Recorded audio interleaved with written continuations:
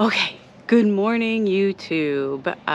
Welcome to Growing with Sarah. I'm Sarah, and I'm really happy you guys are here today. This morning, it's June 2nd, about 7 o'clock in the morning, 7:30 or so, and we're gonna do a nice garden walk. So I'm starting over here on the south side of the house, one, because I've done a lot of work over here that you guys may or may not be able to recognize, and two, because the mosquitoes are vicious, and so I just want to get this part of the tour over with.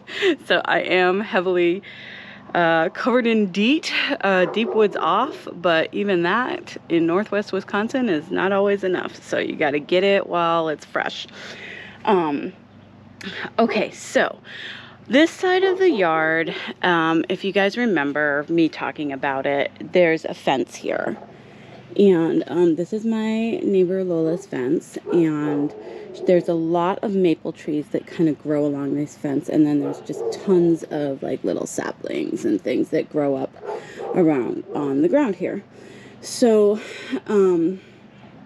I have to come through here and clean this fence line like a couple times a year, so that the maples don't grow through the fence and shade out the plants that I have over here too strongly. Now, everything that I grow over here is shade.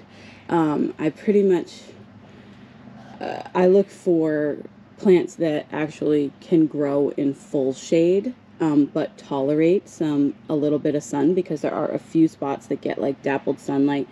And then there's like a couple spots that get just maybe 30 minutes, 45 minutes of afternoon light and stuff like that. So, but I look for deep shade on this side of the house. So I came through and I did the cleanup and of the fence line. And then I have had pretty much everything mulched to about this spot right here where you can see this cardboard from last year.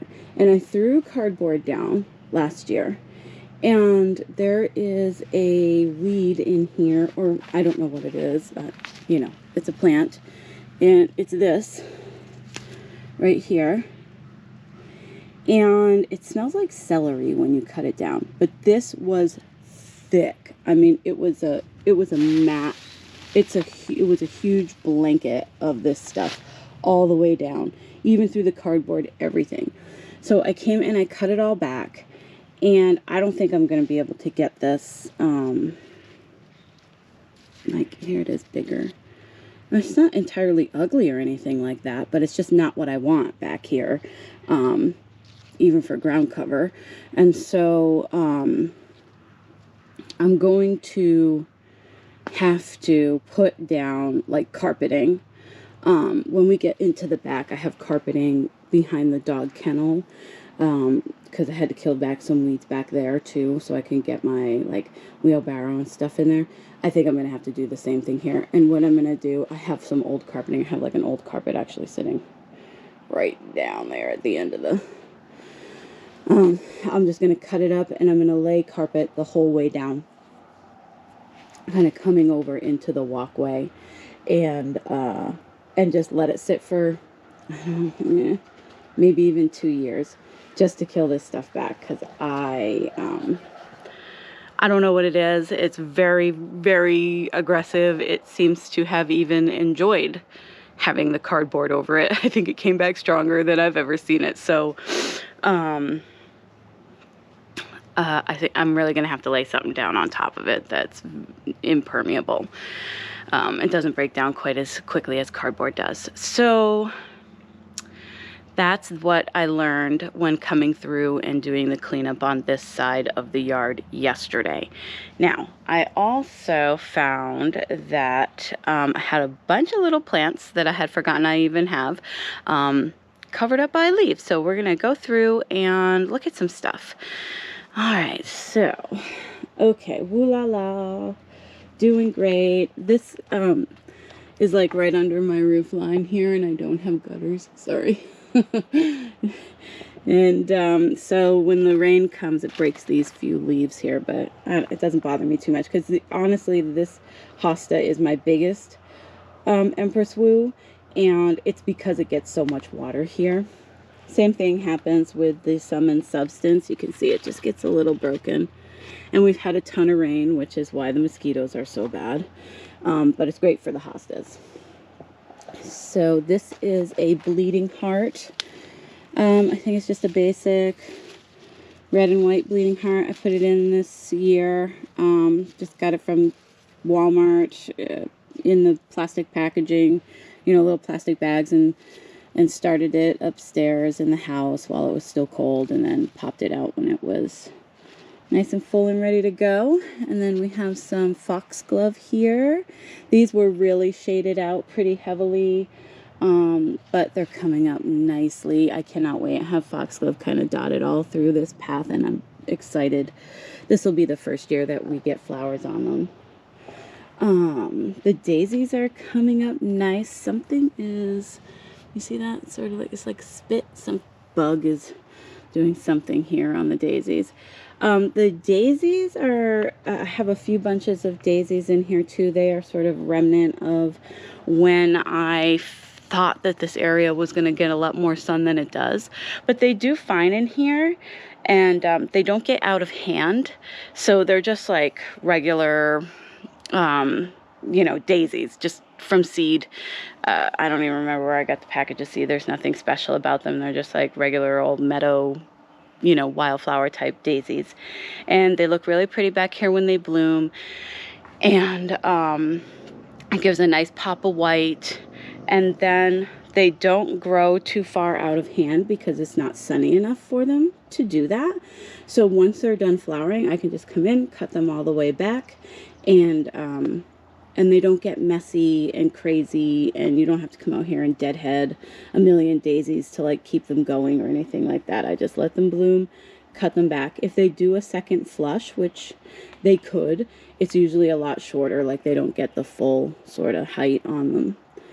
But so I've left them. I initially was gonna dig them up a few years back, but decided, you know what, I'm gonna leave them because they give a nice pop of color. And then they don't get out of hand. So there's a few more foxglove here. Some are further along than others. You can see these guys are very little. And then this guy is really getting some nice height, nice good strong stem here. So I am really excited for foxglove. Little Astilbe here. This is, I think I say it every time, but I'm pretty sure that that is Captain Kirk. Some more foxglove here. These guys were really shaded out. You can see how they're bending out into the pathway here. They were really covered with maple. And all the Astilbes are really starting to do well, starting to like throw some height up. This ostrich fern is looking great. That will fill out hopefully into something quite large. And then I have another one right here. So those should fill up very nicely into this area. And then I have a lot of hosta in here. Some are small, some are tall, some are bigger. I'm probably going to come in here and split these out, but not until fall, because I just want to see how everything plays out in here. With the ferns and everything like that, and then I'll probably come in and start splitting these out in the fall. You can really hold on, I'll lose this. Got a little something on my microphone here. Okay, so you can really split hostas anytime. Hostas are extremely hardy. They don't care really a lot what you do to them. So I won't stress out about when I want to pull them out. But you can see like this guy is very little, and maybe I could even just move him a little forward. If these bigger ones are going to stay in here, I could just move him a little bit more forward so he doesn't get lost in the entirety or under those bigger ones for the whole summer. And speaking of lost, I got this little hosta here. It was completely covered up with maple, and you can see it's a little wonky, but it's got a lot of new stuff popping up here. So I'm pretty confident that it will fill out and be nice for the season. And then this is a really pretty hosta, and this is just one that I got at Walmart and stuck here, and it's gorgeous. I love it. Look at the colors. You know, when you buy them from Walmart, they mostly don't ever say what kind of hosta they are. They just say hosta. Oh, okay, let's talk about these columbine that I put in too. Okay, so I finally got the columbine in the ground that I started from seed this year. That is Nora Barlow. These two are Nora Barlow here. And then this one here is Snowballs. If I can find pictures, I'll pop some pictures up of what those look like. But those were the ones that I started. And I also popped some in back here. These are the Nora Barlows here, and then those are the Nora Barlow and a Snowball. That one was very dry. It looks like it's not quite popping back up, but it probably will today. I just put them in yesterday afternoon, so we'll give them some time. Some plants like to be a little dramatic, and I know some plants just don't make it. So, okay. But here's a nice little shot of, this is that maidenhair fern. Oh, I can't wait for this to like be mature. Of course, it'll take a few years, but man, it's going to be pretty. That's going to be a really nice filler in this spot once the daffs are done and everything like that. And then I also have another bleeding heart here. And then, so the daffs and the tulips, everything finish up, and then the daisies start coming. So I have a little clump of daisies here, and so we'll get a little daisy color. The ferns will start coming up. I moved this hosta over here. I did a ton of moving of stuff this weekend, so, and I put in all of the bare root plants, bare root perennials that I got last on Memorial Day, last Monday. I did put up a quick little video of that. I'll link it at the end of this so you guys can see everything, but I'm gonna also talk about them here through the tour because I got them in the ground. So we're gonna start with that kind of right here.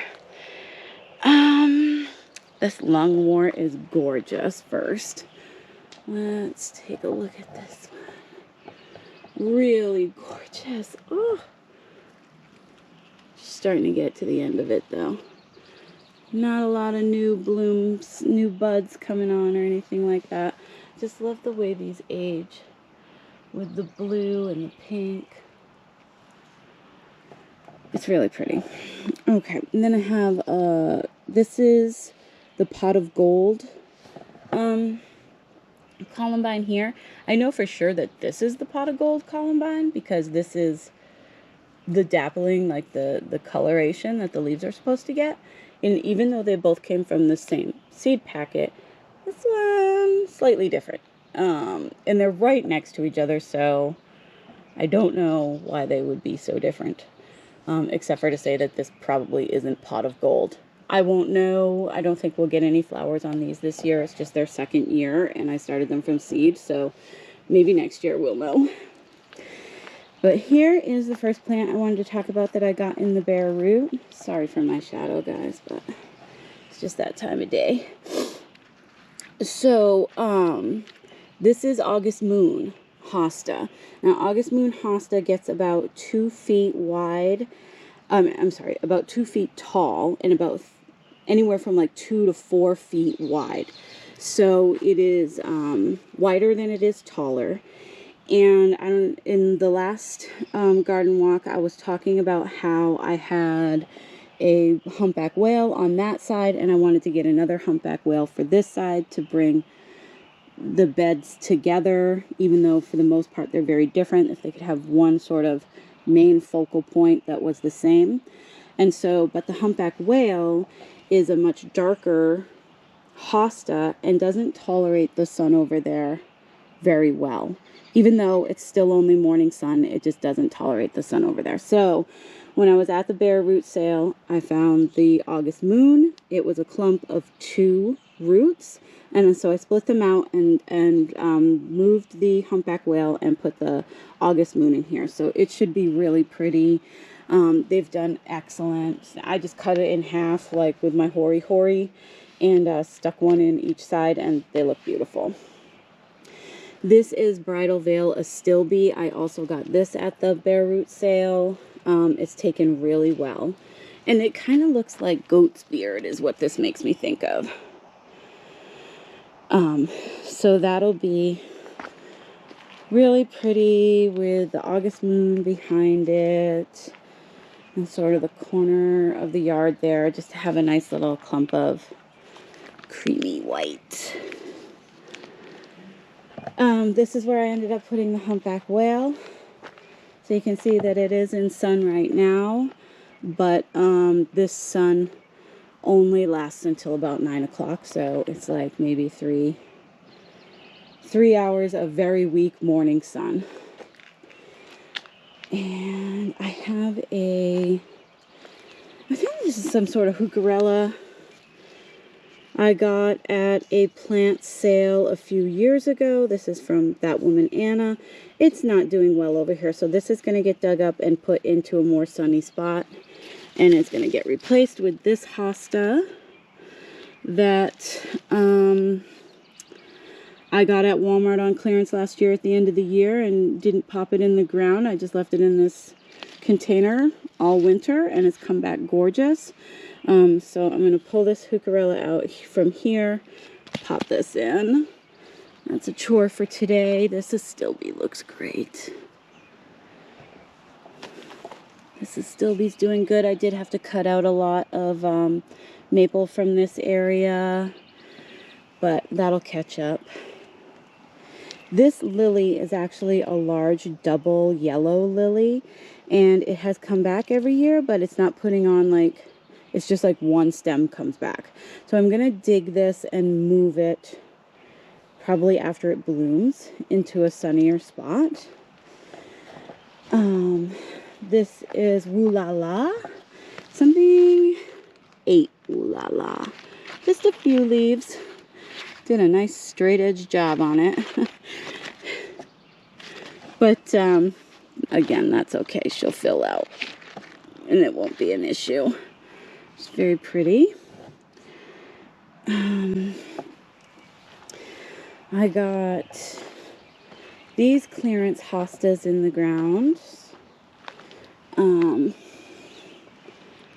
And they're doing just fine. They were really, like this one was already flowering, so these were kind of beat up, but they'll do just fine. They'll come back beautiful next year. I'm not worried about that. And then this columbine I got at the Bare Root sale, and it is just a basic sort of columbine, but I thought it would be pretty right here to sort of start off the woodland border for the spring, the late spring. Everything is doing really great here. This little primrose is actually starting to grow out. I put on some girth there, so pretty excited for that. And oh, this is another plant from the Bare Root sale. So this is Potentilla, Melton Fire Potentilla, and it's really, really pretty. Again, I'll have that short video linked at the end of this one so you guys can see. I put screenshot like pictures and stuff like that of what all of them look like with flowers and things, but this is really pretty foliage even. It's kind of fuzzy. It's nice. There's a really pretty shade plant that's going to do really well right there. Primrose can't be stopped. Can't stop, won't stop. It's doing great. Like I said last year, this stuff bloomed pretty much all year. So hopefully we get that again this year. Although I know it is supposed to be a bit warmer. They are talking warmer temperatures this year. We'll see how that goes. There's some daylilies in here. The daft foliage is still looking nice, so I'm not cutting that back. This is Sweet William. It's popping up really nice. There's some more over there that's quite a bit larger. These are some heucheras that some of them were over in the more shady side of the yard, and one was up next to this more purple, let me get out of the way, more purple heuchera up here, and was just struggling. So you can see these ones, this one here was in the most shade, and then this one here was in the most sun. You can see the colors are slightly different. I mean, this is a slightly different variety as well, so the frosting may be a regular part of it, but it's definitely very faded out color-wise. So Lily moved these all into a little clump right here on the border yesterday, just to sort of give everybody a better chance. These right here, I believe is dianthus, coming back from last year. Both Lily and I are not 100% sure what that is, but we think it's dianthus, so it's a waiting game. This hosta, I think, is supposed to be curly fries, and I think I just have it in too sunny of a spot. This is another thing that's going to get moved. Doing a lot of moving around this weekend while I'm starting to see how things are coming back and getting a feel for what's doing well and what isn't in its spot and things like that. And so, like I said, with the hostas, it's no biggie to move those. This is a echinacea. I do not remember what the name of it is, but I got this on clearance at Walmart and had like one flower on it at the time, and I just stuck it in and said, okay, it'll come back next year. And it is like a really vibrant orangish red color. So looking forward to seeing those come in nice and strong. Let's look at these bigger Sweet Williams. They're starting to get little fuzzies, getting ready for flower heads up here. Really nice. Those are just a mix from Baker Creek seeds. And here's the other August Moon hosta. Looks gorgeous, just like the other one. And I mean, they were just closed up little clumps. So, and they've spread open beautifully. They're going to do great. I'm really happy with that. I think that this is phlox. I'm not sure. Again, Lily and I were out here working yesterday, and we were trying to identify some stuff that isn't tagged. And I think this is phlox here. And I think this is also that same phlox.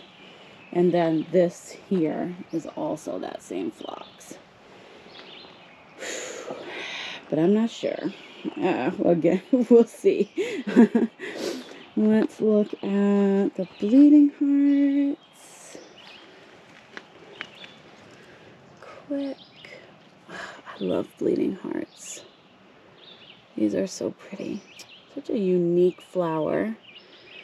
And they kind of go all along this border here.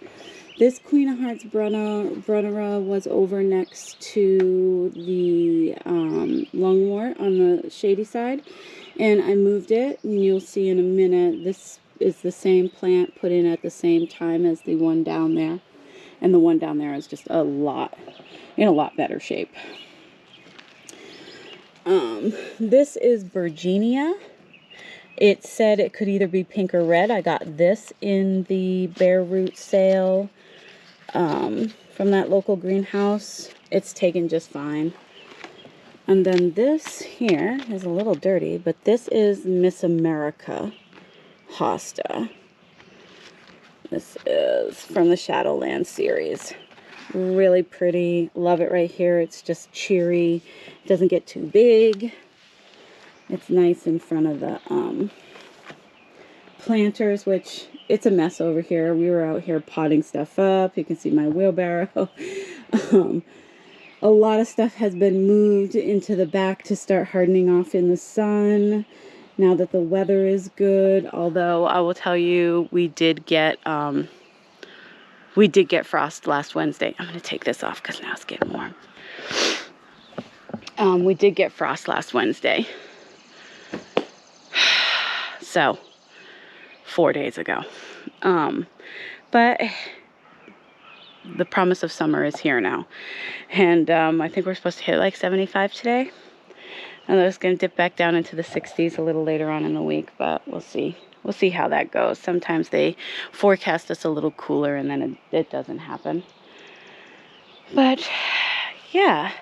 But everything that was up here that was kind of just hardening off to, like I had my tomatoes out here and other sunny annuals and stuff like that out here on the porch because they just get morning sun. So it's a nice gradual way to sort of intro them to the sun.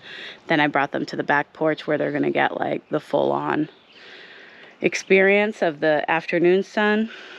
So now all I have left up here is some coleus that I started from seed and some caladiums that I pre-sprouted here.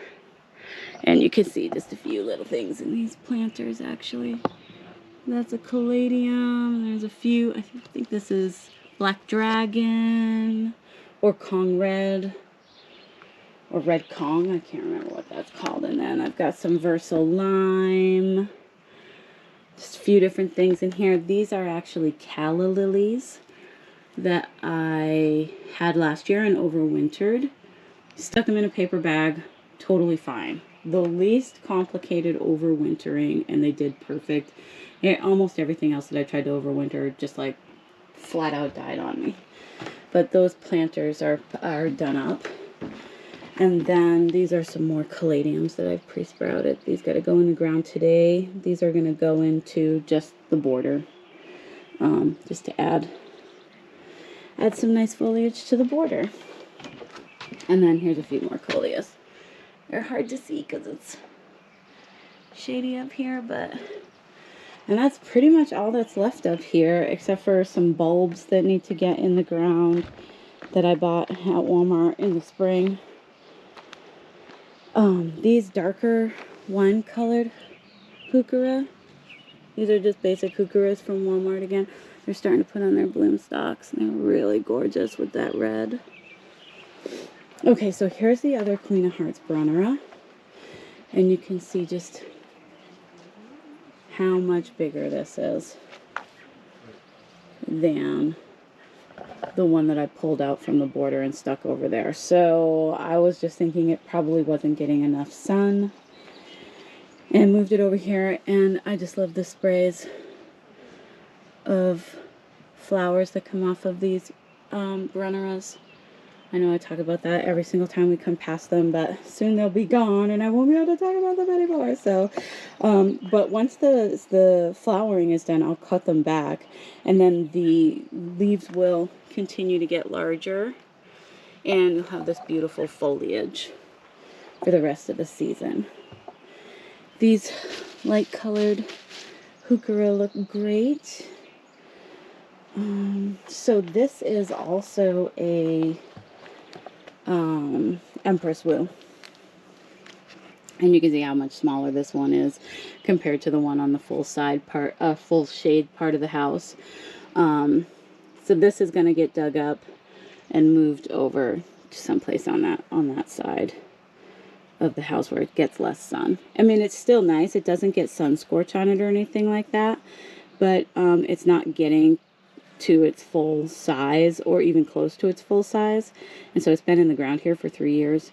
It should be much larger, and nothing against Empress Wu, but kind of like its draw is how big it gets, right? Otherwise it's just sort of a plain Jane coloring, and I mean the leaf structure is beautiful, but all hosta leaf structure is beautiful. So I'm going to move it so I can get more bang for my buck out of that one. So another one of those wine-colored heuchera. Okay, so then here is another one of the plants that I got in the Bare Root sale. This is Crater Lake Veronica, Crater Lake Blue. I'm really excited to have this here, and then the Russian sage will be right there, so it'll be a few different shades of blue. I just love the blues, and anywhere you can get those colors in your garden is wonderful. This is a Coreopsis. It's just a little yellow Coreopsis. I have no memory of purchasing it, but I've had it for years. And I like it. It stays right there and it's perfectly happy. Spreads a little bit more each year, just like an inch maybe, and it likes its life. So I'm not going to do anything with that. Going Bananas daylilies are doing good. These ones seem to be catching up, even though they had some weirdness in the beginning of the year. This is an echinacea. I have no idea what kind of echinacea this is. This is one that I started from seed. Could be mellow yellow. This is also an echinacea. So I popped a bunch of echinaceas in the ground that I started from seed last year, and these are the ones that are coming back. I don't remember what that one is either. So those will be surprises. These little columbine are starting to, clematis are starting to grow up. Real nice. These are the Queen of the Night tulips. These are the last of the tulips, except for a couple of white doubles that I have in the back. And actually, after this video, I'm going to come out and cut them all and do a nice bouquet in the house, and the tulips and daffodils will be totally complete. These are gorgeous. These are gorgeous and tall. I think these might have even been taller than the Pride Mix ones. So they make a really stunning piece for a bouquet in the house. I have like one single one that I accidentally broke off with the hose in a tall vase in the house, and it's just gorgeous. So even though these aren't really gone over yet, I am going to cut them back while they're still fresh enough to come in the house. Excuse me. And have a nice little bouquet. Everything is just popping. I started some Mahogany Splendor hibiscus from seed this year. The majority of them are down this side of the house, but I had a couple extras, so I just stuck them back here. I don't know how they'll survive. It's just for cutting for bouquets. So they're hibiscus, but they don't get flowers on them or anything like that. So I'm just going to be cutting the foliage for bouquets in the house throughout the summer. And then some of them I won't cut off of and let them just kind of get nice and big, and so that I have that nice burgundy color to go with the Rudbeckia, the Triloba Rudbeckia, in the fall for that color down this part of the house. The Pride Mix cut back. That was stunning. I'm in love with it. I will never stop loving that. I will be searching that out forever. There are some daylilies behind it that are waiting for the foliage to die so they can really blast off here. The Gigantium alliums are coming along very nicely, as are the Casablanca lilies. I did come through and plant some stuff up in here as well. So I got the bowl of fruit yarrow in the ground here. And then I have a bunch of ajuga that I got from the Bare Root sale. And so I did like a yarrow and then 1, 2, 3 ajuga, which are hard to see because they are dark. They are the black scallop ajuga. But they took beautifully. Of course, ajuga is basically a weed. But it gets pretty flowers. And the leaf structure is nice. So I'm happy to have it. But basically that's what I did. I did like a bowl of fruit, ajuga, ajuga, ajuga, bowl of fruit, ajuga, ajuga, ajuga, all the way down. And then I have the trilobas here, the hydrangeas here, and the Mahogany Splendor in between each hydrangea. So this should actually grow out really pretty along this border here, and I may end up actually having to throw some tomatoes in here because I have a problem with tomatoes. So I started 45 tomato plants. Some of them have died, so you know, I don't still have 45, but I still have like 35. Like 35 tomato plants, and I have no idea where I'm going to put them. I have like 1/10 of an acre here, guys. So when you look at my garden, it is very small. It is not, I'm using as much of my yard as I possibly can. And so I don't know, there may be tomatoes stuck in here this year because I have trouble saying, no, we can't keep the tomatoes. And Lillian is a tomato lover. So she gets a say in the types of tomatoes that I grow, and she wanted a lot of tomatoes this year. I just wanted the Romas, but I also wanted the Cherokee Carbons and the Black Beans. So anyways, we'll go through the tomatoes here probably later on this week because I'm going to be putting them in the ground. So I'll probably do a short video about putting up the trellises and getting the tomatoes in the ground and what varieties I'm growing. But we won't go through them today. Yes. But yeah, so that's... Hey guys, I'm back. The camera overheated, so I went inside, let it cool down for a little bit, and had a cup of tea and talked with my father. And so now we're back out here to finish up. So we left off on the north side of the house. I think I pretty much covered everything over there, the ajuga and everything like that. But I wanted to look at the back porch here. So this is a mess. Everything's a mess, but tomatoes are hiding out over there behind the green stalks. This is all, I think this is straw flower, some echinacea, gosh, a bunch of stuff here. And then same here, a bunch of stuff, statice, some basil, just randoms here. This is all stuff trying to get used to the sun. Some hollyhocks, cabbage lettuce, all of the petunias, and stuff for the containers out here. I need to get some more dirt, some more potting soil made up. This is zinnias and cosmos in here, all the dahlias. Dusty Miller that I started from seed. Looking good, getting used to the sun. This is basil, I think lime. Oh no, this is just all Genovese basil. That'll go through all the tomatoes. I got some of the boxes filled up here with the Bacopa and the vintage coral Calibrachoa. And then this, let's go down. So I have it in both sides here. Both boxes on the front of the porch here are the same.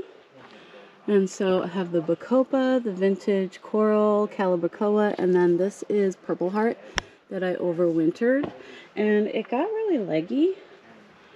But, and I could cut it back to help it bush out, but I'm liking it. I like the drape that it comes out of the boxes with, and I think it's nice. Plus, the Calibrachoa will get huge.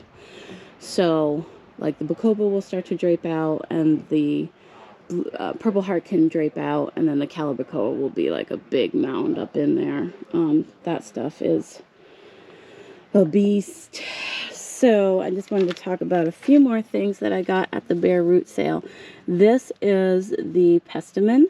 So this is Scarlet Pestamon right here. And then this is Salvia. Let me try to remember what kind of salvia. Violet Queen salvia.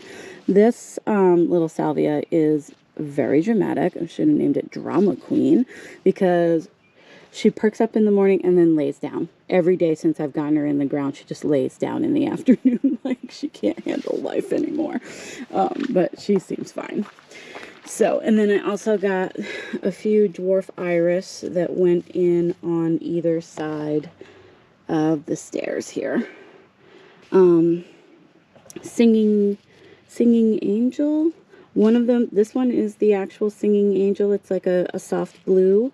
And then this one is more of a chartreuse with a dark purple edging. Of course, much to Lily's dismay, these are just like, they got transplanted. They're not going to bloom. She thinks we're never going to see an iris ever. But we will. They'll come back next year. Got to be patient. Gardening is patience. I have some daylilies here. And then I stuck the lamb's ear in here behind the daylilies and under the hydrangea here. It's very happy. That I just kind of put in a holding. I was going to split it out, but into like a few different plants, but I decided just to stick it all in there, let it go for a couple of years, and then I'll come in and split it out when I have a better idea of where I want it, because I really couldn't decide where I wanted it. All the tulips along this bed are done. There's just this one little sad parrot tulip left here that I gotta come in and cut back today, but that's okay. I put in I threw in there's some cucumber seeds in here, and there is some sweet pea seeds in here. The Nellie Mosier is really going for it. Love and life over here. The delphiniums look great. I've got some lilies coming up on this side that I stuck in last year. I don't remember what they are, but then I'm going to stick some more in on this side. These are stargazers. Hollyhocks look fantastic on each end here. I put that little standing clematis in here, and I think it was a mistake, as you can see. The hollyhocks are definitely growing over that, so I'm going to move that clematis. Lily came through and put all the little basket containers, the hanging containers, out onto the dog kennel here. These are all containers that my mother sent me last year. They're fantastic. They got little drain holes. These have some pansies that I started from seed. Some of them just have nasturtiums, like the tip-top varieties, dwarf nasturtiums in them. She did a really nice job. And then there's some over here on this side of the kennel. Again, pansies. I think some of them might have a few coleus in them as well, since that's a really shady spot. And then she puts them on the back side of the kennel too. These are impatiens, all back here that I started from seed. So, and then this clematis, the Josephine, is a beast. This is its second year. It's amazing. I don't know if I've talked about this with you guys or not, but it gets these big, full blooms. And then the center is like a poofy, it's just like a little poof ball, and it stays. After the bloom dies, there's like this poofy seed head left. So this really can be like a almost full, all season kind of thing for the whole of the summer, once it starts getting blooming, type plant. So I really love that I got that. I got that last year, and it loves it. It loves it here. And this is a fairly shady spot, but it's pretty happy with its life. This is the Love Parade yarrow here. I did stick some yarrow in at the base of the clematis because, they'd like that feet in the shade thing. Let's see what we got over here. Strawberries are doing amazing. Blooms are coming on. Some are even done. We're starting to see some little starts of fruit here. There's been plenty of bees, even hummingbirds out already. Lots of pollinators everywhere. I have, these are Lily's favorite tomatoes. These are Rosella cherry tomatoes. I get these seeds from Baker Creek. They're like a dark variety, and they're delicious. They're some of my favorites as well. I really love a dark tomato, honestly. They have a great sort of sweet versus more tangy, tart sort of tomato flavor. They just do really nice. The onions are doing great in here. These might even be shallots. I started a couple different types of onions and one type of shallot.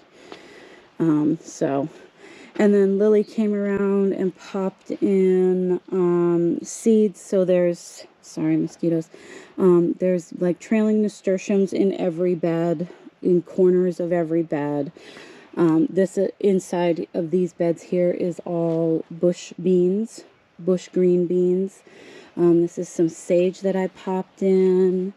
I do have cucumbers right along the inside of these trellises. So all of the trellises are going to have the salt and pepper. These two white trellises will have the salt and pepper pickling cucumbers on them, which I love. I grew those actually on the dog kennel last year. They were delicious and wonderful. Growing them on these trellises this year. Over here, I've got, on this side of the dog trellis, I've got the Parisian, like the little gherkin types. And then on this side, I'm growing, I think it's called China Jade, that I got from Baker Creek, seeds I got from Baker Creek that I grew on this trellis last year. And Lily really liked them. They're like the longer types of cucumbers, which they're great for fresh eating. I'm thinking more about putting stuff up for pickling. So these bigger like I'm giving a little bit more space to the salt and peppers this year, if that makes sense. I do have some sweet peas also planted along either side of the trellises to grow up and give a little color. There's another sage plant. Let me get out of the sun for you guys so you can see everything without my shadow. There's another sage plant. All that stuff I started from seed. I got my eucalyptus in. I have 4 eucalyptus plants that I started from seed. They're in each one of the low beds. Here's another Rosella tomato right there. Those are the only tomatoes that I have in the ground, and it's only because I knew I was putting them in protected beds. So this with the garlic gives some protection from the sun for that, and then the strawberries in that bed gave some protection as well. The garlic looks amazing. We should see some scapes coming on here in the next few weeks, which is pretty exciting. I love the garlic scapes. Oh, and speak of the devil, hold on. Oh, no, you know what? That's one of my walking onions. Oh, look at that. Little walking onion starting to bulb there. Cool. So I've not grown walking onions, Egyptian walking onions before, so that's a whole new experience for me. They grow like onion under the ground, but they also grow bulbs on top, and then when the bulb gets heavy, it falls over and roots into the ground. So they're just a really interesting plant. I'm not really sure how to use them as onions, but that'll be part of the learning experience here. So no garlic scapes yet. I definitely don't see any garlic scapes, but soon. Won't be long for that. Everything's doing well in these beds. Some of the snapdragons are really starting to jump. I don't know if I'm going to get anything off the ranunculus now. It feels like we're getting too close to when the warmer weather comes. This is a little peppercini pepper that I didn't realize I had in the same like 4-pack that I had my sage in. So a little peppercini right there. Again, let me get out of the sun here for you guys so you can actually see what I'm looking at. I'm trying to show you. This is rosemary that I started from seed. Smells amazing. You know, I had heard that rosemary was hard to start from seed, but I just threw those in the dirt and they grew. So I think that I probably will just grow rosemary from seed every year, because that's one that I usually buy, herb-wise. But I'm not gonna. Then I won't again, because it was that easy to grow. I've got stock all in the middle of these beds here, and then green beans sort of in between the stock and the celosia. Here is green beans, bush beans, and same over there. We are growing about 10 plants per bed in these 4 taller beds of the bush beans. So about 40 plants of bush beans, 20 Kallima, and 20 mellow yellow. So the Kallimas are from Baker Creek and the mellow yellows are from Burpee.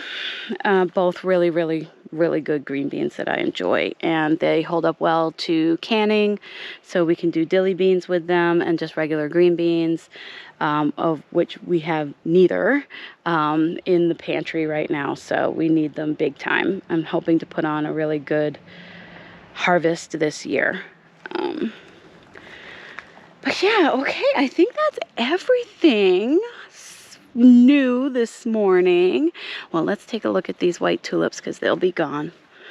They'll be gone next time we meet. These are the last of the doubles. They're really gorgeous. Really, really, really pretty. They're starting to go over. I'm going to cut these and do these in the bouquet with the Queen of the Nights. So they're just about finished. And the salvia's getting ready to put some color on. These onions are doing fantastic. Oh my gosh, there's so much. And the chives are starting to bloom. Just love the chive blooms. And the bees. Everybody loves the chive blooms. Chives are fantastic too, because you get those beautiful blooms off of them, and then you can just cut them back, and then they'll re-bloom again, and you can use them for eating. They taste good. It's fantastic. We use those chives all summer long, and they're crazy hardy.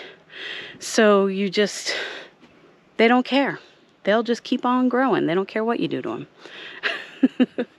Chives are fantastic. Anyways, that is it for today, and I hope that you guys enjoyed this. Put any questions or comments in the chat area, and I love answering questions and talking to everyone, so don't be afraid to do that if you have any questions. But otherwise, I thank you so much for coming along, and I hope you have a wonderful week, and I will see you. I'll probably see you midweek, because I'm going to do the tomato thing. But, we'll have another garden walk next Sunday. Thank you. Bye.